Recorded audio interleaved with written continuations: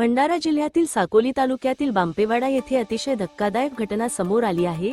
शेतात मोहफूल वेचण्यासाठी गेलेल्या 52 वर्षीय वसंत मेश्राम यांच्यावर वाघाने हल्ला करून ठार केल्याची घटना घडली आहे। या घटनेनंतर संपूर्ण गावात भीती आणि तणावाचे वातावरण निर्माण झाले आहे। घटनेची माहिती मिळताच वनविभागाची टीम घटनास्थळी दाखल झाली असून पुढील तपास सुरू आहे। दरम्यान मृतकाच्या कुटुंबाला 25 लाख रुपयांची आर्थिक मदत तसेच कुटुंबातील एका सदस्याला नोकरी देण्याचे आश्वासन वनविभागाकडून देण्यात आले आहे। मृतदेह शवविच्छेदनासाठी पाठविण्यात आला असून परिसरात वाघाचा वावर असल्याने नागरिकांमध्ये भीतीचे वातावरण कायम आहे।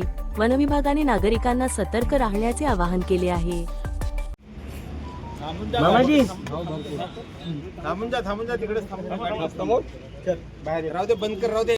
बाग आहे ते गरीब लोक आहेत, त्या गरीब लोकांसाठी असं नाही काही गोष्टी मग तो कोणी पोलीसवाले नाही आहेत, तो कोणी फॉरेस्टवाले नाही, तो कोणी कोणाचे नाही होत। एकदा वेळ गेली कोणी कोणाची होत नाही। म्हणजे ते एखादी मुलगी किंवा पत्नी जे काम करू शकते तर तिला बारमाही जर कामावर ठेवले, बारमाही कामावर ठेवल्यामुळे आतापर्यंत तो गुजराण करत होता, सर्व करत होता।